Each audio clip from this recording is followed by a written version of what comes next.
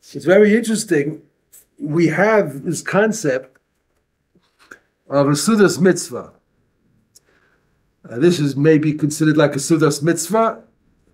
Why are we having this? Because of Mishenichnas Ador, Marbin B'Simcha.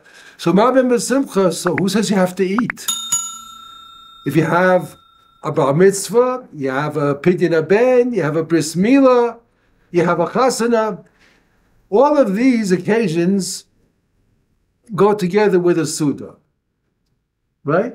You have a bris, you have to make a suda, a pidyon ben, a suda, bar mitzvah suda, chasana suda. Siyum Masechta. Well, okay, fine.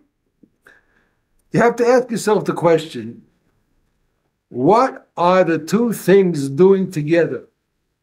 A mitzvah is something which is spiritual. That's Hashem. No, that's Yontif. That's Yontif. But the idea of a mitzvah, what is a mitzvah? Mitzvah is a commandment to do something which makes no sense whatsoever.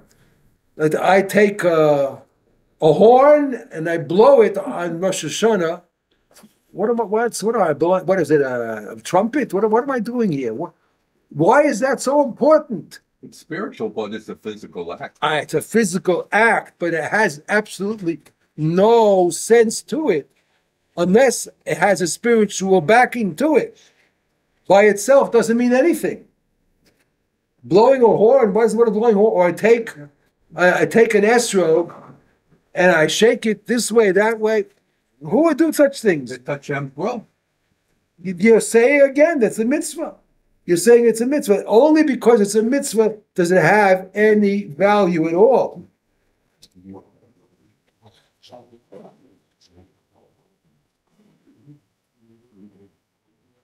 If it wouldn't be a mitzvah, it would be absolutely nonsensical to do such things.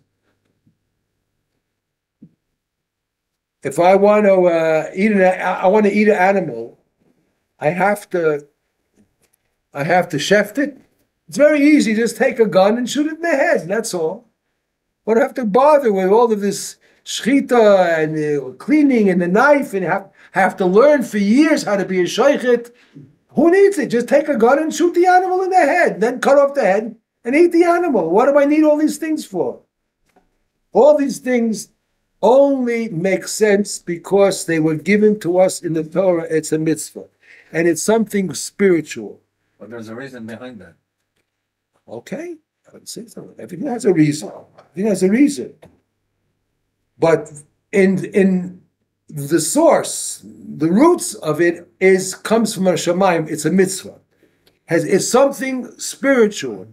It's something spiritual. So my question is, if it's something spiritual, why are we eating together with it? Why does a bris have a sudas mitzvah with it? Why does Siyum Masechta have a suda with it? Why are we eating an animalistic act which has nothing to do with the mitzvah? What does eating have to do with the mitzvah? If I blow shofar, I have to eat. If I make a bris, I have to eat because I make a bris.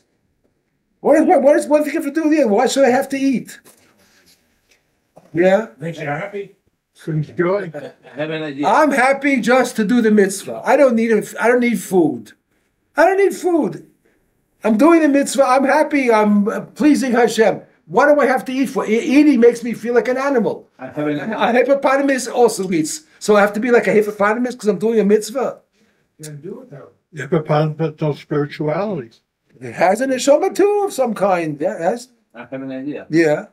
When you make a mitzvah, usually, on a broche, you transform something which is physical in something spiritual. If you make a sudas mitzvah, you bring down spirituality into gashmius. But the suda, the eating, is not related to the mitzvah. It's not related to the mitzvah. It's coming now. It's not related. It's something which is, I just put them together, but it's not related to the mitzvah. Suda is not related to the mitzvah. I make a pidyon a ben, I have to eat. Well, why am I eating? Because I make a pidyon a ben. I understand. Somebody gets married. So he puts a ring on the finger. We're married now. So what do I have to eat for? Go home. You're married. Go home with your wife. That's all. What do we have to make? And I invite so many people. What's going on? No one would tell it. Who needs anybody? I want to get married. It's between me and my wife. I don't need anybody else around. Listen to this. It's very interesting, and you'll understand it very well. There's a Sefer Avrud Raham, one of the early commentaries that we shown him, who brings this. I don't know if he brings it in the form of a question, but he quotes Harav Moshe Cohen, if I remember correctly, one of the early Rishonim, and he says, very interesting, and you'll appreciate it. I appreciated it when I learned it the first time. Our neshama is a complex entity. It is not just a neshama. The neshama is a general word, but it has many different stages to it. Many different parts of the neshama. Some neshama has to do with intelligence. Some parts of the neshama has to do with feelings, with regesh. Some parts of the neshama have to do with moving the body parts. When a person's neshama is busy doing a mitzvah, which part of the neshama is involved? A mitzvah is something which is spiritual. If I make a siyum mesechta, I'm learning mesechta, I finished the mesechta. So my mind, the words that I spoke, the dibur, that's all involved in that mitzvah of learning Torah and making a siyum mesechta. Very good. But there's a part of me that wants to also participate in the mitzvah because my neshama is one neshama, even though there are different parts to it, and certain parts are much more closely related to the mitzvah, like my mind is related to learning Torah. My speech is related to learning Torah. But there's a part of my neshama which has to do with the animal functions. And it also wants to participate in the mitzvah. Not only the intellectual part of my neshama, the spiritual part of my neshama, but what about the neshama that's powering my body? That's powering my intestines. It also wants to participate in the mitzvah, but it can't. Why? Because there's nothing physical to do with the mitzvah. When the mitzvah happens to be eating matzah, that I understand. So that part of my neshama that eats, and it's involved, that's the matzah, is to eat matzah, the mitzvah. So my neshama now is enjoying that too, because that's, the mitzvah is to eat. But when the mitzvah is something which is totally spiritual, like learning Torah, like shaking a lulav and an esrog, just a nice shaking back and forth, that part of my neshama that has to do with the physical side has no chelik in the mitzvah. No chelik in the mitzvah. Comes along Chazal, our rabbis, they had such rachmanis, such feelings, such sensitivity. Think about the other parts of your neshama, the ones that deal with the physical side of you. They also want to partake of the mitzvah. They want to have a chelik in it.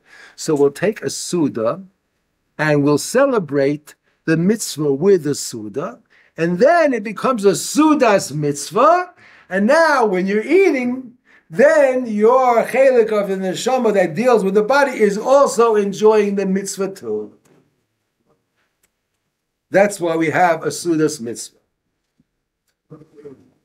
That was a very interesting, I would say, inventive way of allowing all parts of the neshama to partake in the mitzvah. Not only the intellectual side of us, but also the physical side, which has nothing to do with the mitzvah because the physical side is very animalistic. But if we take that and pair it together with the mitzvah, so it becomes a sudas mitzvah. And now, if we eat to celebrate the mitzvah, that part of the body which deals with the animalistic side is also sharing in the mitzvah with the intellectual side. Okay, very good. Now we understand why we eat when we have all of these mitzvahs like Pidyon Haben, Bris Milah, Siyum Masechta, Aspasana, Bar Mitzvah. We all have food because we want that part of the body, of the neshama, which deals with the body, to also share in the celebration of the mitzvah. Okay, very good. So the being is more involved in the mitzvah. The entire being is now involved in the mitzvah, correct. Another general idea, which is important for us to know, is this. We should not take ourselves for granted. What I mean by that is, we think of ourselves as a person. I have intelligence, and my mind is inside my body, and they work together, and there's harmony. My mind gives my body a command, and my body does it. We have to realize one thing, that Chazal tell us in Pirkei Avos, Baal kochach ato chai, u'Baal kochach ato mes. You have nothing to say, absolutely nothing to say. Against your will, you become alive. You are born. Against your will. Baal kochach. No one asks you your opinion. Hashem decides to send your neshama down to this world and put it inside a body. That's what it says in Pirkei Avos. It's a mission of Pirkei Avos. Baal kochach ato chai. You are alive not by choice, against your will. Against your will. And you may agree with it, but it makes no difference whether you do or you don't. In other words, if you were given the choice, in truth, to come down to this world or to stay in that world, your neshama would certainly choose to stay there, not come here. Why? Why? Let me ask you a question. Let me ask you a question. I'll answer you by asking you another question. You live in a certain place, right? You have an address, correct? You have a room, 2 rooms, 3 rooms, 4 rooms. You have a bathroom, you have a kitchen. You have all the conveniences, and you became very, very used to your environment. Right? When you come to your own home, now you feel good. You're home, your own home, you feel good. Right, you know. If I want to take you and, as we say, displace you, or put you in a strange place where it's not so pleasant, you don't have all the conveniences that you have in your own home. You don't have the entire arrangement that you used to. How would you feel when you were there? I would be the same way. You're in exile. In exile. You can't wait to get back home. Right? You can't wait to well, that's the answer to your question. The neshama feels very, very at home up there. That's the environment that it likes. It's very used to that environment. Everyone else is the same. They're all spiritual beings. They don't like coming down into this physical world at all. And our neshama is basically a spiritual force, let's call it of intelligence. What is the neshama? What is the neshama? The neshama is an intellectual kind of an energy. An intellectual kind of an energy. It's very, very dynamic. Very, very powerful, very dynamic. And it doesn't want to be in a world where it's limited. Here it's in exile. It's in a strange environment. Doesn't like being here. But it has no choice. The neshama is a creation of Hashem. Hashem is the Baal Bus. He decides the neshama has to come down. It has a mission to accomplish. Has things to do down here. You got to go. Yeah, question. According to my mother, I fought to the last minute. So now I have to apologize for that. What do you mean? You mean you don't want to come out of the womb? Well, Rabbi, I think most of us, we came from more physical comfort to Israel. We're much happier here. okay, that's very nice to hear that. You hear what Chano said? You hear what Chano said? Why do people come to live in Eretz Yisrael? They have all the conveniences of the Chutz La'aretz. There are a lot of things there that you might say are much more advantageous than being here. And people very often are willing to sacrifice those goodies out there. Not even a sacrifice. Well, okay, that depends already where you're holding and coming here. Why? Because they feel a need to give that spiritual satisfaction. The neshama is suffering. The neshama is suffering. It doesn't want to come down to this world to begin with. It wants to stay up there. And so now the neshama is in some place in Chutz La'aretz, far away from the kedusha of Eretz Yisrael, and it has a drawing. It's being drawn. It wants to come here. It's willing to give up a lot of the conveniences and the luxuries that you have there for that spiritual satisfaction. The neshama, it's like consoling the neshama. You can't go back up there. You have to stay down here. But at least we'll try to improve the environment. We'll try to make it closer to what's up there than what's doing there. What's doing there is further away from the environment up in Shemayim. This is closer. And therefore the neshama feels better when it comes here. And you see, many people are coming. And you know, it's a very interesting thing that I heard now, all over Europe. They're making all kinds of, there's a lot of anti-Semitism all over the world. All over the world. It's popping up all over. Probably more than ever before in history. And they're assering shchita. In Belgium. Not only in Belgium. Other countries also have prohibited religious Jewish slaughter of animals. They want to make it difficult. Their intentions are anti-Semitic. But that's what they think. Min Hashamayim, it's all a plan to get them to want to leave, to come to Eretz Yisrael. We're now working slowly towards what we call kibbutz galios, the gathering in of the exile. More and more people are coming. There's a tremendous amount of hisorus going on in Eretz Yisrael today that didn't exist 15 years ago. What's hisorus? An arousal, a religious arousal. A religious arousal in Eretz Yisrael of non-religious people. Hisorus is awakening. It's an awakening, arousal. I don't know which is the correct word, but they're okay. All right. Awakening, fine. Awakening. What does it mean, awakening? It's a spiritual arousal. Is the Arab way of slaughter similar to the Jewish? No, probably, but I don't know. Because if the Arabs want it, European they don't. countries All the halachas that we do, they don't have to do. I'm sure. What we do is very, very specific. Very, very.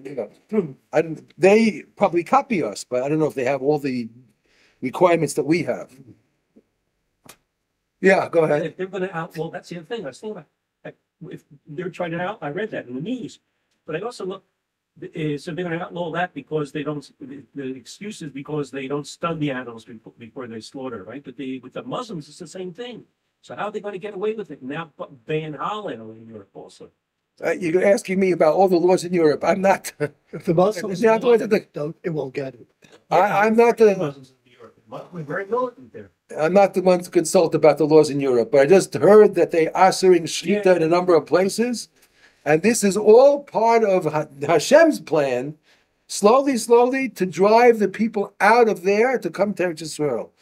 This is what that's, and there's, as I said, there's an awakening and arousal of religiousness here in Eretz Yisrael, religiosity here among the non-religious, in Israel.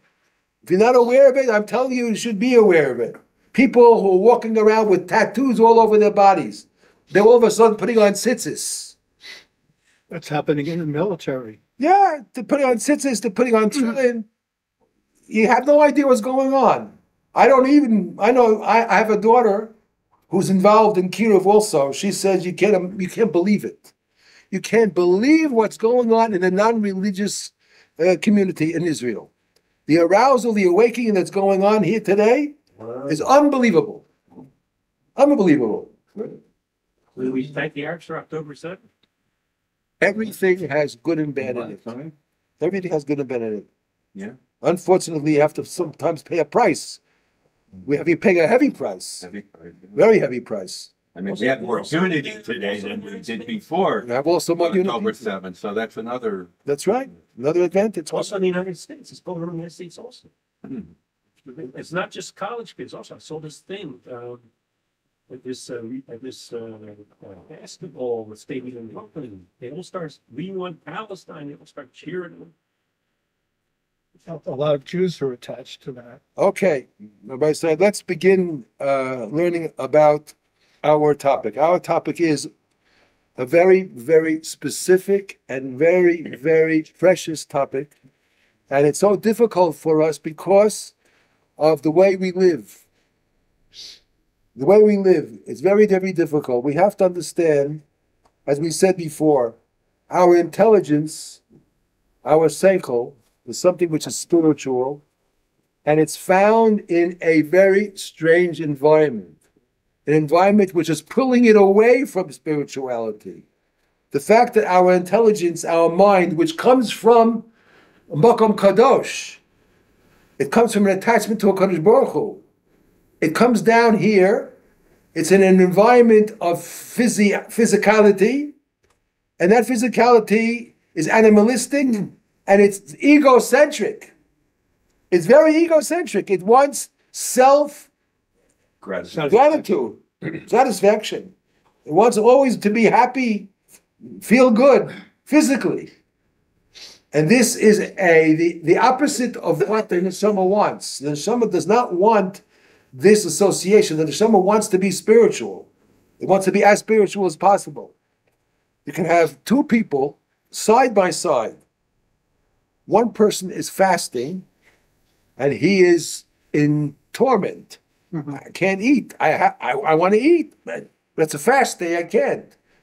His neighbor right next to him is in Gan Eden. He has decided he wants to make his life as spiritual as possible, and he wants to minimize his indulgence into the physical world. So when he has a fast, he's happy. So his person is happy and his person is sad. They're both doing the exact same thing. It all depends on where you are. Where are you? Where's your mind? Where are you? What level are you at? Are you allowing yourself to be captive in the physical world? Or are you going to not let the physical world be your balabas? You're going to be the balabas over it. You're going to decide what is proper, what is not proper, how to behave, how to act, and you're not going to let the physical side of you be your balabas. This is what we have when we have tefillah. You have 3 opportunities a day. 3 opportunities a day to extract yourself from your physical involvement. 3 opportunities, Shachris, Mincha, and Ma'uv. 3 opportunities where, for a few minutes, at least during Shmona Esrei, you have the opportunity to give your neshama a little bit of nachas. That's what she wants. She wants nachas. She wants to be detached, and she wants from here and be attached there. So you want to do yourself a favor. You want to make your neshama happy.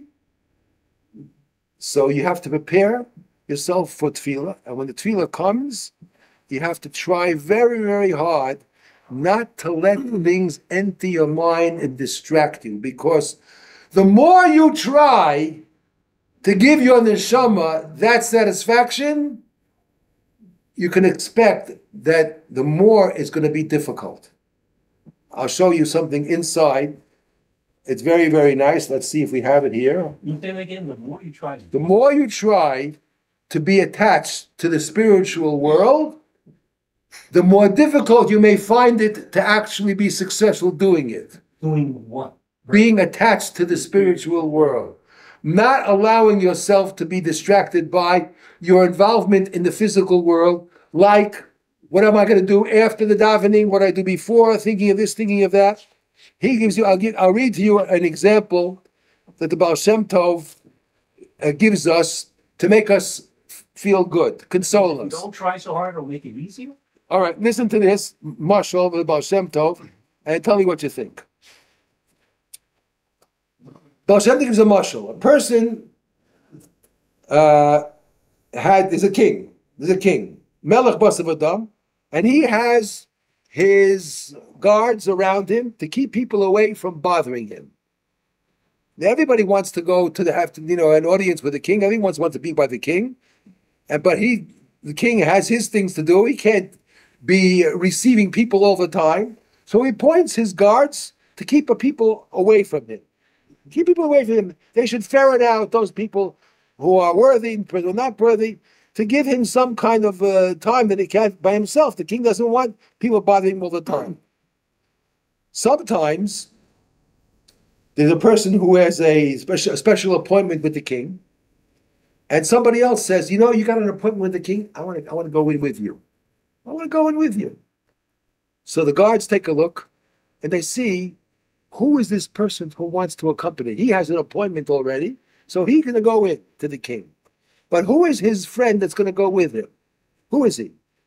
If he's a person that the king won't even look at, so that's okay. We'll let him go through. The king won't bother with him. He won't pay attention to him, and he won't be angry at us because we let him in. The king won't. We'll just ignore him. We'll just ignore him.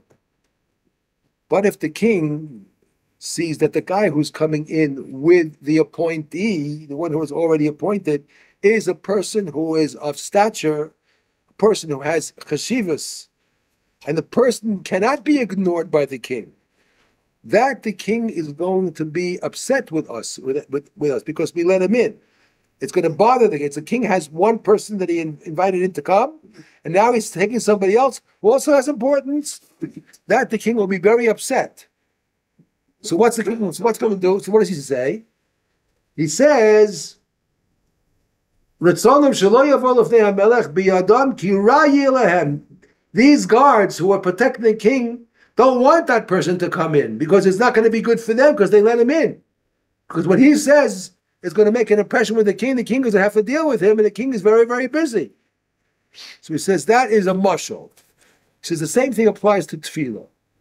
So when a person is Yadua, Kihu, his kashrus, Mahalos Nitzotes Hagadoshos Mehasitra Achla.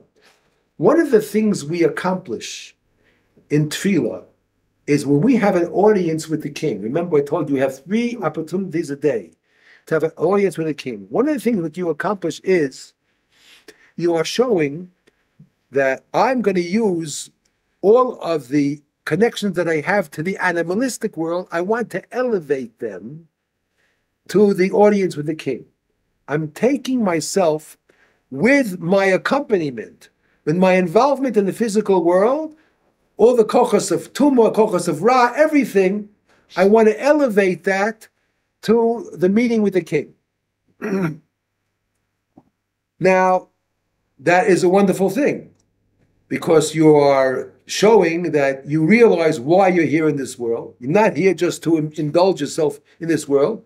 On the contrary, you're here while you're here. you have an opportunity to elevate this world that you're in, this physical world that you're in. You accomplish something that makes Hashem very happy.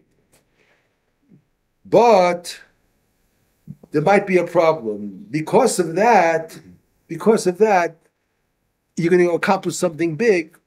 So the powers of evil in the world, are going to try to disturb you so that you're not successful, so that you can't make the elevation. All of the negative forces in the world are going to come and gang up on you so that you cannot concentrate well and elevate like you wanted to. Because you're important, because you're going to accomplish something, so they're going to try to stop you. Says the Baal Shem Tov, you see from that when a person gets these machshavos zoros, these disturbing thoughts, that could be an indication that he is on a high level. If he was not on a high level, if he was on a low level, they wouldn't bother with him. They wouldn't try to come into his mind and enter with all kinds of foolishness in the middle of Shemona Esrei. They wouldn't do it because no one who cares about you. You're not important. When do they come and bother you and they try to disturb you? When they know that a person like you, who comes in Davening Shemona Esrei and you talk to Hashem, your words make an impression. You're going to do something. So they don't want that to happen. They don't want you to make an impression. They don't want you to make that elevation. So they're going to come in and disturb you and distract you. So he says, the Baal Shem Tov, disturbing thoughts, what we call machshava zoros, even though it's not proper, but there's always a positive side. The positive side is if it happens to you, it's a simon that you are worthy of being disturbed. You are Adam Chashuv. If you weren't Chashuv, they wouldn't bother with you. They wouldn't try to disturb you. Why are they disturbing you? Because you do have importance up there. So you can always look at it in the positive way too, but doesn't mean that you should be happy about it. But after it happens already, you can think, why did I have these machshavos? Why? Because I wanted to do a tikkun, I wanted to do something positive, and my words make an impression, and they're trying to stop me from doing that impression, from making that tikkun. That's a simon that I have to work harder, and not allow them the next time to have it, or even right now. Even right now, I have to stop my Shemona Esrei, take myself in hand, push them away, and go on making the tikkun that I was supposed to, saying the words properly, concentrating on the words with nothing else in my mind. Now understand this, what I just said is very important. Not that because I said it, but it describes the process of davening. How many people do you know that in the middle of Shemona Esrei, they will stop and just concentrate, take themselves in hand, and while they're stopping, they're not saying anything.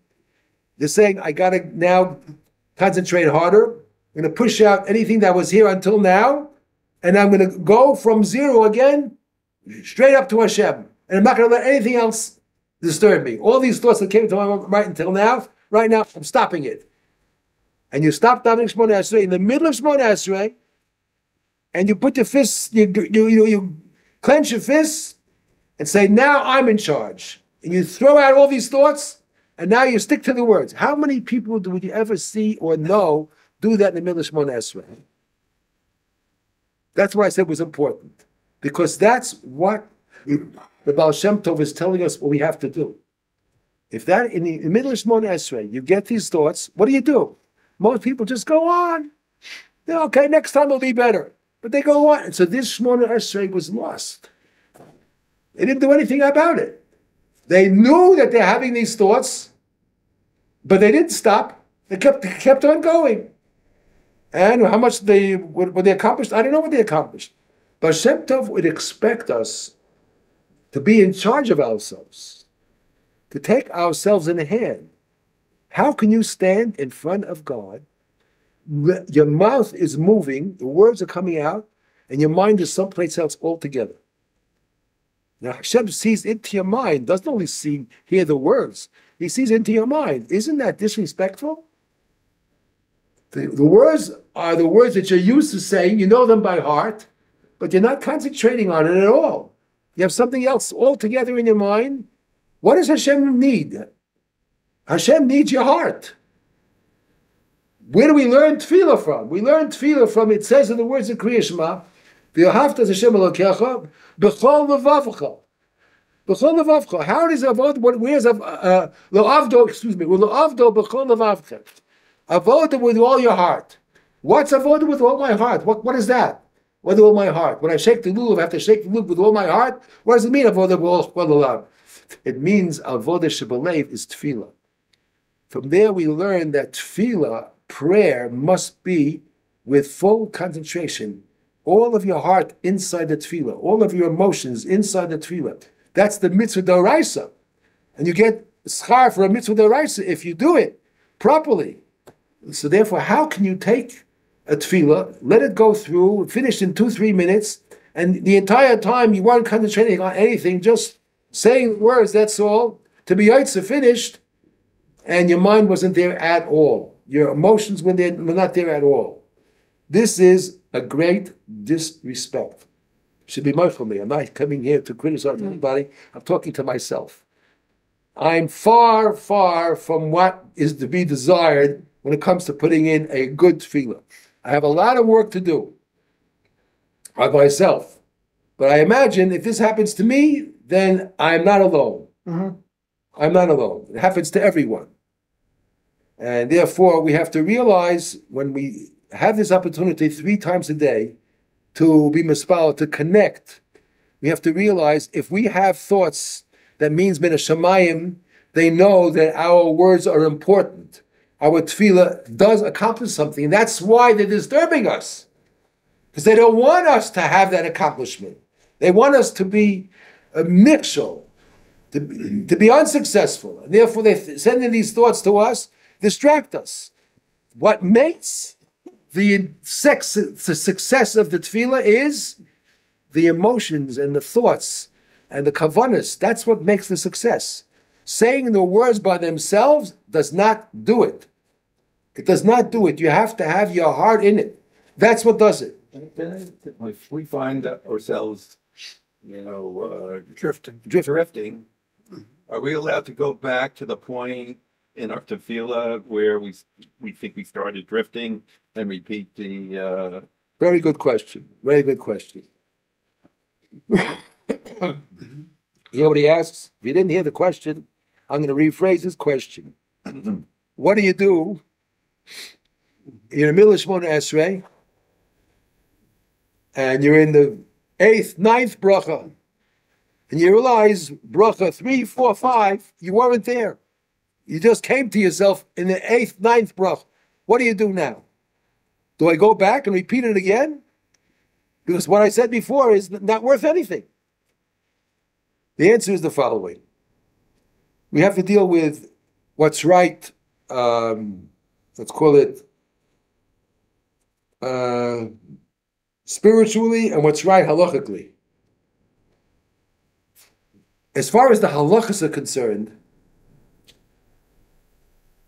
what is absolutely necessary, the bottom line, is the first bracha. The first bracha, until Baruch Atah Hashem Magen Avraham, that's where you have to have the main concentration. That's the father of all the brachas that follow. If you did that one, then you're yotze with your Shmona Esrei. Even in the other brachas, you didn't have the kavanah, but you had the first kavanah and the first bracha, then you're yotze. Yes, but you still don't want the other words of the other brachas to be wasted. So the Baal Shem Tov suggests the following. Do not go back and say over the brachas again, but go back and reread the brachas in the siddur. Go over the words in your mind again, and now go over them with the kavanah. I just give you a little example. One bracha that we have in Shmona Esrei, which we say, Reinu avayenu v'riva rivenu, golenu gula shleima l'mahilman shemecha, Baruch Atah Hashem goel Yisrael. Middle Shmona Esrei. Do you think that bracha should be said in our times differently than in other times? What the words mean, Re'enu avayenu, see how we're suffering. V'riva rivenu, and fight our argument for us. fight our battles for us. Who are we fighting? Hamas, Hezbollah, Yimak Shemam. We're asking Hashem to come and be the warrior. Give us the geula. That bracha should be said for 10, 15 minutes. One bracha, that's the bracha is asking for the geula. And Hashem should fight our war for us. That's the bracha where you have to put all your concentration in. Whereas Semach David, Kilishu Oslo, Kivini Kulayom, you have to put full concentration on those two brachas. Besides Shema Koleinu, of course, Sim Shalom Vadai, but those two are specific for our times. Ask yourself, has your Shmona Esrei changed since October 7th? Have those two brachas become central? Have you said them slowly, with greater feeling and greater concentration? I was davening last week in Shari Chesed, listening to a fellow who has long payas and a long kapata and a big round hat. And he ran through the Shmona Esrei in faster than I can breathe. I said to him, this is the way you daven in such a time? Of course, I said it nicely, you know. This is the way it didn't sound. And everyone's listening to you in your Chazar Sashatz. Because the whole Chazar Sashatz took 2-3 minutes. All 18 brachas, 19 brachas, 2-3 minutes. That bracha, you should say it so loud and so clear, it's with so much emotion. Everyone should hear it in the shul. You should ask him? Huh? You actually asked him? I spoke to him about it. Yeah, I actually did. What did he say? What could he say? Nothing could he say. He was a younger fellow, not younger, so because of the age alone, so of course he had respect. But he knows me. So I heard him afterwards daven again, and it was much better. It was much better. It still wasn't what it should be, but it was much better. It was much better. But so I'm talking to myself now too. The brachas which deal with asking for the Yeshua, asking for the Geula, Hashem should be our Goel Tzedek. These are the brachas we have to put a lot of concentration in. It's a joke almost. It's not enough to say Tehillim. You have an opportunity 3 times a day. 3 times a day you have opportunity to make those brachas really, really outstanding. It's a pity to let it go by. Pity to let it go by. It means that you're not really there. You're not really there. You're not taking it the whole seriously. The whole situation is not being taken seriously. And here you don't have to do anything extra. You don't have to say extra time for Tillim afterwards. In the middle of Shemona Esrei, you have exactly what you need to ask Hashem to give us the Geula, to give us the Yeshua. Why not concentrate on that? You could say it while you're in the middle of Shemona Esrei, you could say it over 3 times, 4 times before you say the end. Baruch Atah Hashem, Goel Yisrael. You could say Re'einu V'anyenu. You could say it again and again and again. And each time you say it with more fervor, with more emotion. And it's Semach David, Kilishu Asra, Kivinu Kol Hayom. We're waiting for Yeshua. This is a time you have 3 opportunities, and Hashem is just waiting to hear it. That's what He wants. He wants to hear our tza'akah. He wants to hear our screaming out. That's what brought the Geula in Mitzrayim. We're going to say it in the Haggadah, they screamed out from all the torture, all the suffering, all the bondage in Mitzrayim. That's what Hashem wants. So here you have an opportunity 3 times a day. There's so much nebach, so many people who are suffering because of the present situation. You know, you all heard the news on Friday in Somat Re'aim. Erev Shabbos, 3 o'clock in the afternoon. A soldier standing in a bus stop at a Shiva Bacher. This Yeshiva Bacher happens to be a friend of one of my grandsons. He learned with him in Yeshiva. A Malach. He's coming home for Shabbos. And some of Makabel gets out there when a gun and just shoots him down, that's all. Imagine the family waiting for their son to come home for Shabbos and they get a call from the police Your son's not coming home. Erev Shabbos, 3, 4 o'clock in the afternoon. Your grandson knew this person? He was a Yapaver of his yeshiva. Wow. A fellow who was a masmid, he made everybody happy. A real tzaddik. A real tzaddik. Imagine the telephone call from the police coming at that time, at Erev Shabbos. So anyway, we have to do what we can do, at least during the Shmona Esrei. Try to daven better. Clench your fists. Don't let all kinds of machshavas come in. Concentrate on the words. And I don't care even if you have to look at a translation. Doesn't make a difference. Look at a translation if it makes it better for you, it makes it more qualitative, then look at a translation. Doesn't matter, but put the time in, put the emotion in, put the concentration in. Not it be just some kind of a habitual kind of repetition, that's all. That doesn't mean anything. So we have this opportunity 3 times a day, and we should take it. And we have to understand what the Baal Shem Tov told us also, that if you do get these thoughts that distract you, you should know that you're getting them because your words mean something. And all the negative forces in the world want to prevent you from making some kind of success in tefillah. Every tefillah that we do, every person has some kind of positive effect. And they want to prevent that. And the collection of all of these positive effects, that's what brings eventually the Geula and the Yeshua. Everyone contributes what he can. So the fact that you're getting them, that is in a sense consoling. It's a sign that min hashamayim you are chashuv. If you weren't chashuv, they wouldn't bother with you. They wouldn't care what your tefillas are. But the fact that you do get these thoughts, says the Baal Shem Tov, is a siman muvak that your words mean something. And since they do mean something, take advantage of that and make the Shmona Esrei a more powerful Shmona Esrei. All right, I think we'll stop over here.